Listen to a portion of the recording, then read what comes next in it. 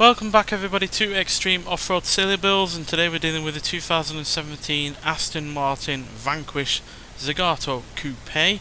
Now this has 1092 horsepower, 813 pounds-feet of torque from its 6.4 litre twin turbocharged V12 engine.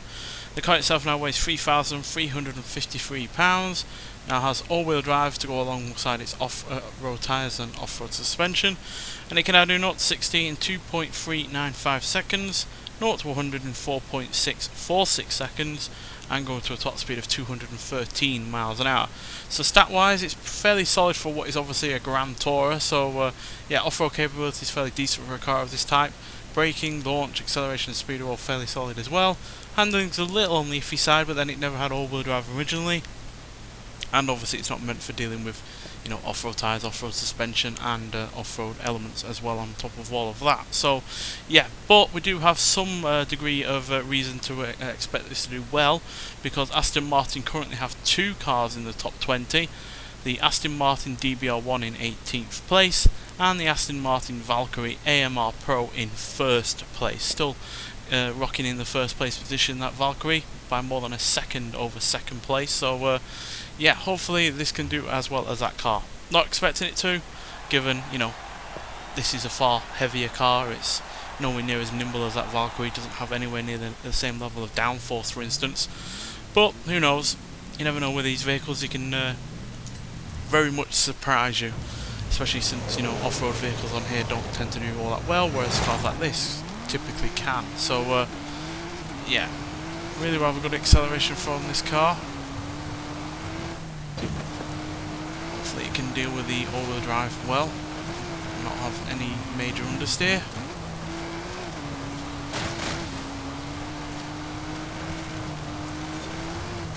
So yeah, hardly the lightest modern coupe that we've had on this series, but probably not the heaviest either.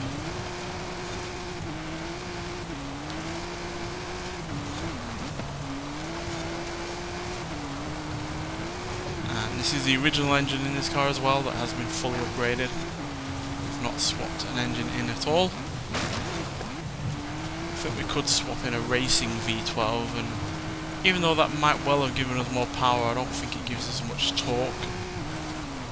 And I feel like torque is a very necessary thing on this series, because especially in cars that are as heavy as this, but also for any uphill sections and for getting out of corners as well is always helpful to have a healthy amount of torque there. Dealt with that jump really rather nicely, and the landing. It's not getting out of control, but neither does it feel particularly fast. The Volkswagen SP2 certainly felt a lot more bracing with its acceleration and such, but then again that car did weigh a hell of a lot less than this, even if it did have less in the way of power.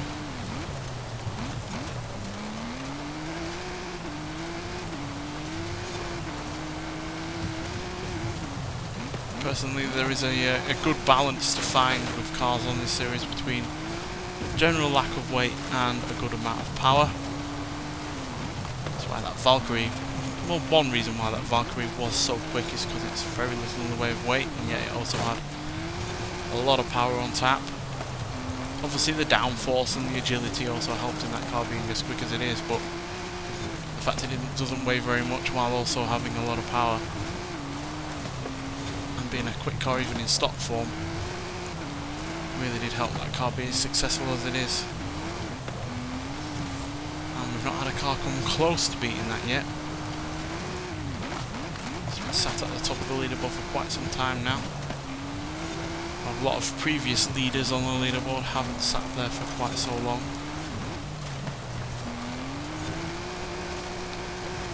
But I'm sure we'll find someone to beat it eventually. Since this game is still obviously getting updated regularly, with new cars being added. Such as this one, for instance, which you can get for 80 points in the current festival playlist. Well worth getting, because it is a fantastic Grand Tourer in stock form.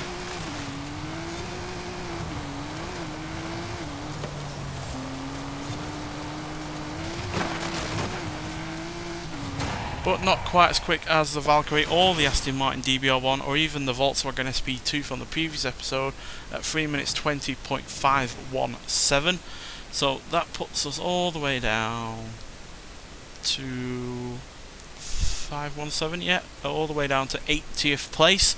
So we've beaten a 1962 Lincoln Continental, an Illumicraft Class 1 buggy, Hyundai i30N, a Toyota Tacoma TRD Pro, a Ford Mustang Mach-E 1400, a Cupra Fermenta VZ5, and a Rivian R1S, but we are slightly behind the Rivian R1T, as well as the Volkswagen Santana, Chevrolet Silverado LT Trail Boss, Ford F-150 Raptor R, the Lexus RCF Track Edition, the Cupra Urban Rebel Concept, and the SP2, like I said from the previous episode, by more than a second, which just goes to show that that Volkswagen, despite having less power than this, how much power did that car actually have? It had 957 horsepower, so more than 100 horsepower less than this, and nearly 200 less in the way of pounds-feet of torque. But because it weighed, what, a good, yeah, nearly 1,300 pounds less than this, it had more control, it had more agility, and it was able to use more of its power more of the time. Whereas this,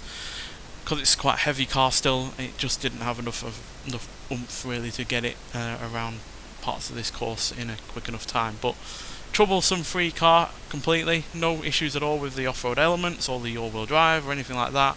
It's just not a particularly quick car, even though it is quite a fun one and a an easy one to drive on these off-road courses, despite being a low-slung Grand Tourer.